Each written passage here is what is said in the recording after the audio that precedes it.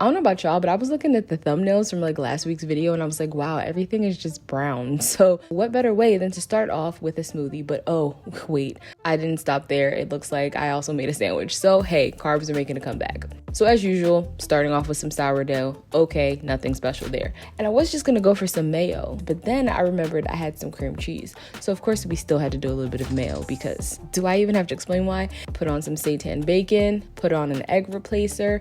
I'm sure you guys know which one this is because if you follow me on Instagram, you've already seen me talking about it. But because I am very disappointed with their lack of support, I am no longer supporting them. So to be completely honest, you could totally replace this with some tofu. I then topped that with some chives because you know, cream cheese, chive, and then I topped this with my homemade grape jelly. And there might be a word in the English dictionary to describe how good this was, but I don't know what that is. So all I can tell you is if you're looking to make a breakfast sandwich, you need to try this one. And in case you're wondering why you're seeing so much Blue Lotus tea in these videos, it's because, listen, anxiety through the roof. And by the way, this is the hibiscus sangria that I made last week, only I added some butterfly pea tea, so that's why the color is slightly different. And I'm using that in like a 50-50 ratio with the Blue Lotus tea to give me whatever that is. It was good though.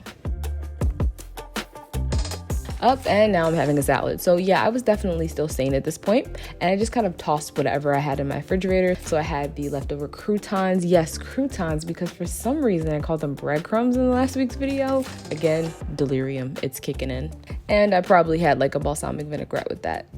And I must have been hungry this day because I never make this many components to eat for breakfast. And that consisted of me making a matcha latte, mixing my chia jam into a coconut yogurt to make strawberry yogurt, and I made toast out of the sweet potato French loaf that I showed you guys last week. And now that I think about it, no, that was definitely like an appropriate amount. Because when you buy yogurt, it's literally like 5 ounces. Like, where's the rest of the food? So I was definitely more than ready for lunch when I did finally have it. And that was also a recipe that I concocted from leftovers. So all I did was just saute some red onion. And I also tossed in some pickled jalapeno to the leftover sweet potato cashew cheese that I made in last week's video. So I just thinned that out with some water to turn it into a queso and threw that on some nachos. And again, any recipe that I referenced from a previous video, you can find in the description box below. So just look for the timestamp. And also while I'm at it, since I usually get questions about my kitchenware, that is also linked in the description box. So that one link will take you to like a board that has everything. Looks like I also had another Philly soft pretzel. And while I was at it, I decided to pickle not only some onions, but some ginger. So this is me throwing both of those into some hot water, apple cider vinegar, salt, and this time a little bit of sugar. So if you don't save the brine from your store-bought pickles, then all you need is these 3 ingredients, literally in like any ratio, and it'll work. Put that in the refrigerator and let that set for like a couple of days, but really you can use it within a couple of hours and maybe even sooner if you leave it on the countertop at room temperature. And the next day, I made an even more epic breakfast sandwich by putting a spicy vegan cheese and some avocado, again using that sweet potato loaf. And y'all, I mean, look at it. It's like 11 o'clock at night and this is making me hungry all over again. And I'm not sure if I've shown this to you guys before, but I've definitely been making it like a lot recently, and that's the grapefruit syrup with carbonated water. And trust me, I'm not a seltzer water person. This is saying a lot. Please tell me somebody else feels me on this. And as you guys probably saw, that was the last of my syrup. So I decided to make more of it. But this time I actually used sugar. So this is how you would traditionally make this. However, ideally you would totally layer that up and just dump tons of sugar on it. But we all know sugar is not great for you. So that is why I choose to use agave syrup. But keep in mind, guys, you can use whatever sweetener that you want. So I just wanted to show you guys that method and I'll show you the results later. And at this point I had actually run out of drinking water. However, I wasn't able to restock because of curfews, protesting, rioting, you get it. So I decided in order to stay hydrated, I was gonna have to drink spigot water, which isn't ideal, maybe doesn't taste great, but at least I'm fortunate enough to have that as an option. So I decided to make some iced tea. And as usual, I'm going way too fast, so I'm just gonna put everything that I added in there down in the description box.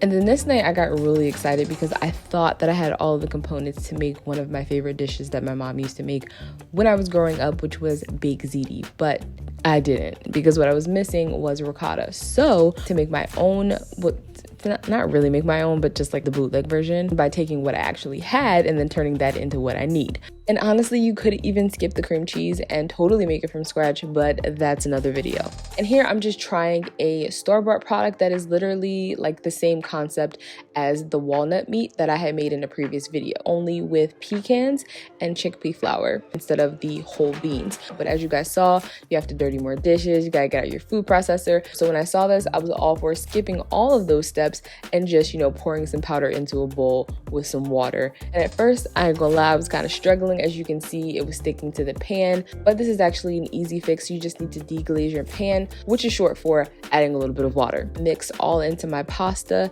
and then I'm going to add my ricotta, my vegan cheese, and then I'm going to bake.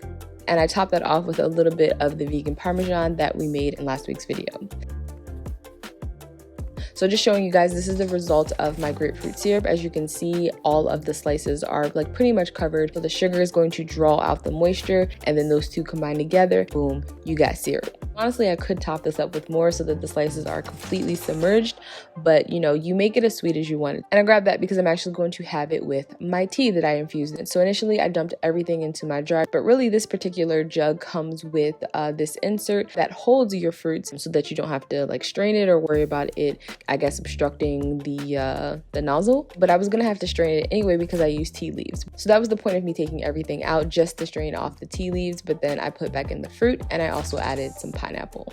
And then for the rest of this entire day, I'm not even joking, I just ate that daggone baked ziti. I literally just had that for breakfast, lunch, and dinner. I just also made some garlic bread to go along with it. And again, that recipe is in a previous video. Dang, I had a lot of bagels this week. So as I said, carbs were in full effect. So yeah, I used all of my cream cheese for the ricotta. So I went ahead and I bought some more. This time I got chive and essentially made the exact same sandwich that I made in the previous video. Only this time I added pickled onions instead of raw, and I used some heirloom tomatoes.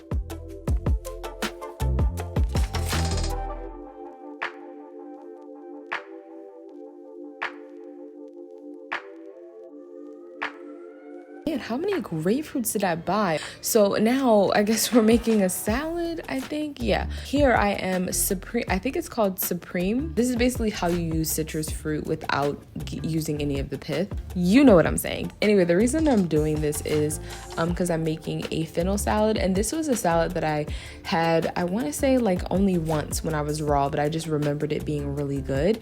So I decided to make it again, and the second time around, not so much, but also I feel like probably prepared it a little bit different. I don't really remember how I did it the first time. Also, your palate like changes. At that point, I was eating nothing but raw food, so I'm sure I could taste things that I can't taste now, but it wasn't bad. It's just not as good as I remember, I guess is what I'm trying to say.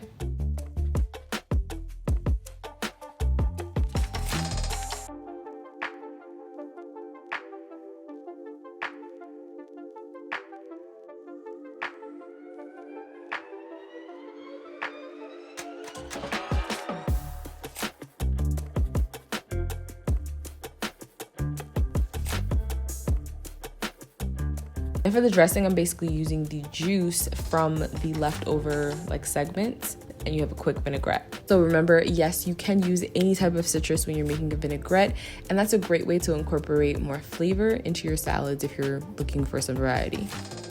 Decided, hey, why don't we make fried rice? If you want to recreate this, make sure you check the recipe in the description box because I totally haven't showed you all of the steps. But here I was actually using brown rice in addition to like, you know, my soy sauce and all that stuff. So that's what you're seeing here. You should definitely use like day-old rice or just like not fresh rice. And you'll notice here that I'm like flattening everything down. Leave it and let that bottom layer get like kind of crispy. And then the next day I decided to make sushi, which I actually also received a request for. So one of my favorite rolls is actually just sweet potato, but normally it's like tempura style and normally it's regular sweet potato. So here I decided to use a Japanese sweet potato, which I first baked. And then for my other roll, I made a fatter version, which had just cucumber and avocado. And I know I'm wrong, y'all. I know that some of y'all are probably cringing right now, but try not to come at me too hard, y'all, because I didn't have a bamboo mat, so I'm using my Sil pad. This is all I had, so I had to make it work. And actually just on the cucumber avocado roll, I'm just putting a sriracha mayo. You guys probably remember me talking about this when I made it with the fries and the brat sausage. It's so good, I literally just think about what meals I can make just so I can put this on top of it. in addition to some coconut aminos as well, but feel free to just use soy sauce or tamari. And that's it for this video. If you guys enjoyed it, you know what to do. Give it a thumbs up, and I'll see you in the next one. Bye.